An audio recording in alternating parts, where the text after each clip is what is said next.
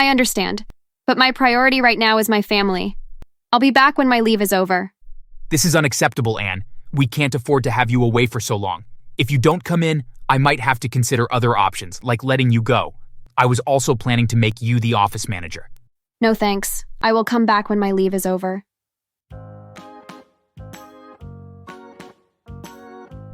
Hi, I'm Anne. I want to tell you about my time after university, working at a law firm and meeting my husband, Max. I liked my job, even though it had some tough parts. While I was working, my boss, Robert, started acting in a way that made things very difficult for me. Let me share a couple of moments to show you what I mean. In a meeting, my colleague Sarah had a great idea to solve a problem. Everyone was excited about it, but when we talked about it, Robert took credit for the idea, making Sarah upset. It showed that he cared more about himself than the team. During a presentation to new clients, I suggested a creative idea to make our pitch better, but Robert quickly dismissed my idea and focused only on his own. This made it hard for the team to work together. At a celebration of a successful third quarter, Robert talked a lot about his achievements, ignoring the team's hard work. It seemed like he just wanted attention for himself. I had one project that I was proud of, and spent hours working overtime and taking the work home with me. Robert took credit for it again. I was angry and met with him to get some answers. Robert, we need to talk about the Miller project. I worked hard on it, but you took credit without saying I did anything. Well, Anne, it's about the final report. I added a few concluding remarks. The bosses need to know who's making things work here. I get that, but I'm the one who figured out how to save money. I want people to know I did that. Come on, Anne. We're a team. What's mine is yours, right? I want credit for my hard work. It's not fair for you to say it's yours. Anne, you're too focused on getting credit. I make sure you get paid, don't I? No, it's not enough. I did the work, and I want people to know. It feels bad when you say it's all yours. The door is there if you want to leave. I like my job, and I don't want to leave. Well then, take it or leave it. I am busy now. Get back to work. I pressed on despite the problems with my boss. I needed the money, so I said nothing. I tried to forget about my boss by focusing on my social life. I went out with my friends, and one of them introduced me to a young man. I found happiness in my relationship with my new boyfriend, Ben, who passed the bar exam and became a lawyer. As we spent more time together, Ben and I started talking about getting married. We shared dreams and supported each other. Soon we decided to get married in Las Vegas over a weekend in July. It was a sudden decision, but it felt right. When I went back to work after the wedding, I was excited to share the news with my colleagues. They were happy for me, and many brought me cards and gift certificates. Everyone except one person.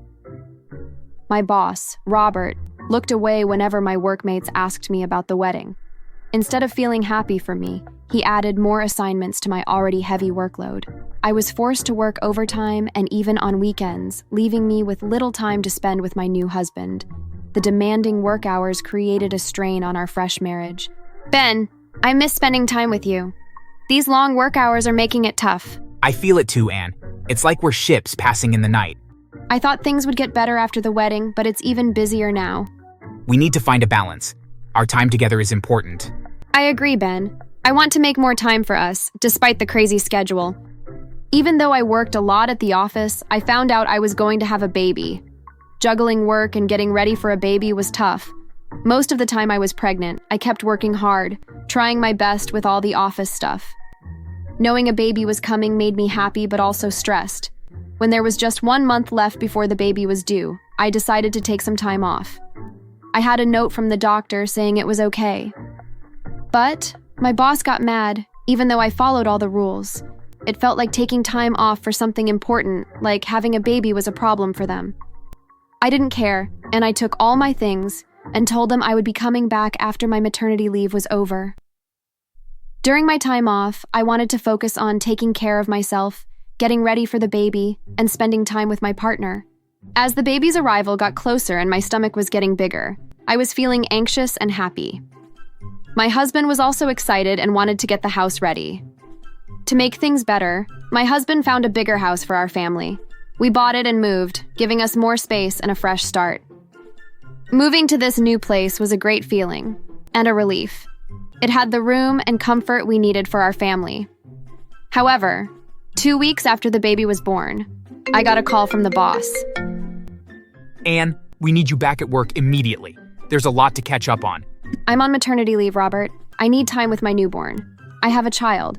This isn't a vacation, Anne. We have deadlines to meet, and your absence is causing problems. I understand, but my priority right now is my family.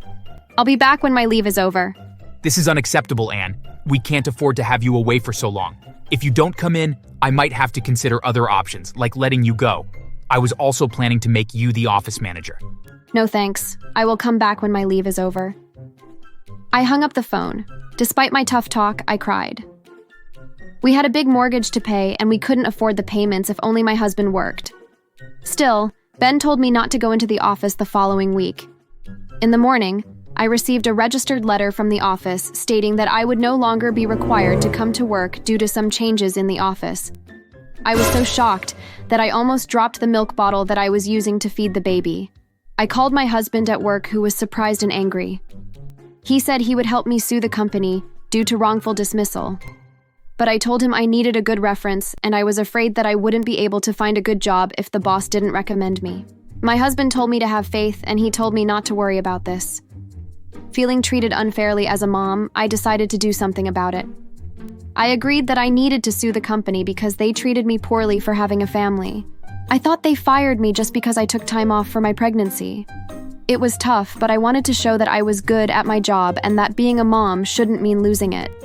I must share my story and prove that it's not right for companies to treat people badly just because they have a family. I wanted to stand up not just for myself, but for everyone's right to be treated fairly at work. The day came for the court case, and I faced up against my old boss, Robert. Your Honor, the reason we had to let Anne go was her consistently shoddy work. Her incompetence hurt important projects, and we couldn't afford the mistakes any longer. This is untrue. The only reason why I got fired was because I got pregnant and went on maternity leave. I needed time to take care of my baby, and this company discriminated against me. I have never been more hurt and saddened. I feel I am punished for having a child. Your Honor, Anne has a track record of dedication and success in her role. We have evidence of her great performance reviews. These allegations are an attempt to justify unfair treatment. The court took a few days to deliberate, and after some worrying hours, the judge said I was right. I got $200,000 because they fired me unfairly, along with additional fees for loss of income. The company even had to pay for my lawyer and all the court costs too. Surprisingly, my friend from my former company told me the person who treated me badly, Robert, got fired. But only after the company sued Robert in order to recoup the money they had lost because of his actions. They managed to win their case, and Robert was on the hook for the $200,000 that I had won. As if that wasn't enough, several women saw his name in the news and came forward and charged him with sexual harassment, and the judge found him guilty. The company let him go without giving him his pension. Now, I'm happy working at a new place, and my husband and I are thinking about getting a German Shepherd. I read in the paper that Robert had been sent to prison for sexual offenses and had been sentenced to serving 15 years. It feels good when bad things happen to bad people in real life. Make sure to subscribe and leave a comment down below saying I subscribed, and we will try our best to reply to your comment.